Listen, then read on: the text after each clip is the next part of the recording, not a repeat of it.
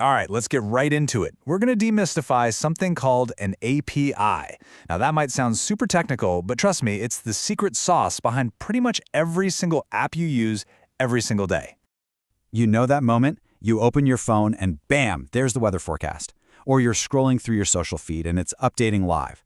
Have you ever just stopped and wondered, wait, how does it know all that? Well, the secret is a kind of digital waiter. And honestly, if you can picture a waiter in a restaurant, you're already 90% of the way to understanding what an API is. It's really that simple. So, here's the plan. We'll cover what an API actually is, learn the language they use to communicate, see how they're tested, take a little peek into how they're built, and then we'll wrap it all up. All right, first up, let's really break down what an API is. And to do that, forget about code for a second. We're going to a restaurant. Okay, so picture this. You're sitting at a table. You're the customer. In the tech world, you're what we call the front end. It's everything you can see and touch in an app. And you're hungry. You want some food from the kitchen. Now, the kitchen is the back end. That's where all the ingredients, the data, and all the magic happens. But, and this is key, you can't just barge into the kitchen yourself, right? That's where the waiter comes in. And that waiter, that's the API. It's the go-between. You give your order, your request, like, hey, I want to see a list of all the books you have. The waiter takes that request to the kitchen, the server, the kitchen prepares your list of books, and then the waiter brings it right back to you. Simple as that. So when you hear the term API, which stands for Application Programming Interface, just think messenger. It's basically a set of rules for how two different pieces of software are allowed to talk to each other. It's what lets the app on your phone communicate with a server somewhere out on the internet. Okay, so you're the customer, you have a waiter, but how do you know what to order? You can't just shout food, right? You need a menu. And that menu is exactly like the language of API requests. This menu has 4 main actions, and they go by the handy acronym CRUD: create, read, update, and delete. A GET request, that's you just reading the menu. A POST request, that's you creating a new order.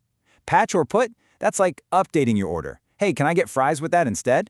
And delete, well, that one's pretty obvious. You're canceling the order. So, any good chef would go out and try other restaurants before opening their own, right?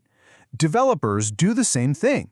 Before they build their own API, they often use a tool called Postman to practice ordering from other APIs. It lets them send requests and see exactly what the kitchen sends back. So here, we're using Postman to send a GET request. Remember, GET is just for reading data.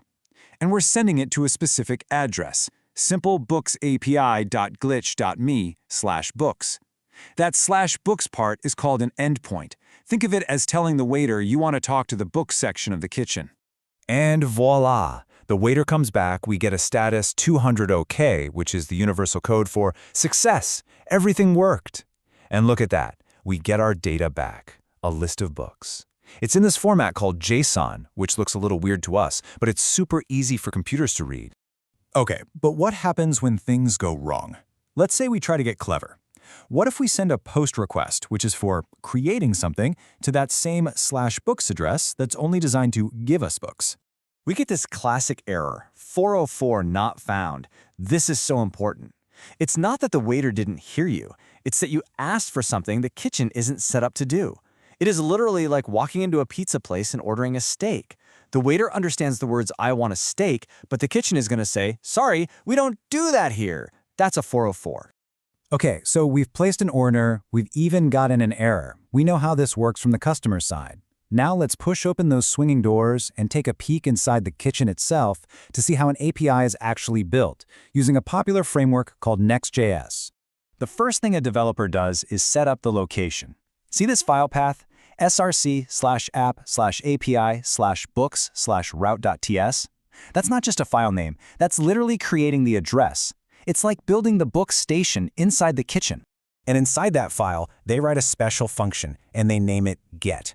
This is the instruction manual for the chefs. It tells the server, hey, anytime a GET request comes to this address, this is the exact recipe you need to follow to fulfill it. And the very last step in that recipe, serve the food. This line, return next response.json, is the code for plate up the list of books, put it in that neat JSON format, and give it to the waiter to deliver. All right, so our kitchen is built. We know how to order from the menu. We're almost there, but there's one last super important piece of the puzzle. Security. You can't just let anyone do anything. I mean, think about it. Letting anyone look at the menu, a GET request? Sure, no problem. But letting just anyone walk in and start placing orders, a POST request, that might cost money or change things? No way. For that, you need to be a registered customer. So how does the waiter know you're a regular?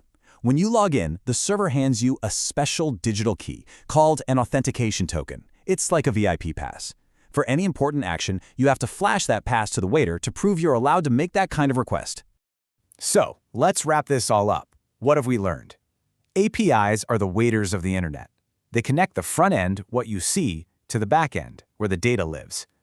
They use a simple menu of actions like GET and POST, and we can test them with tools like Postman and even build our own little API kitchens. And here's the crazy part. This simple idea, the customer, the waiter, the kitchen, this isn't just a cute analogy. It is the fundamental blueprint for how the modern internet works. It's how your weather app talks to the weather service, how your social media app gets its feed, how everything connects. So the real question is, now that you know the recipe, what could you build?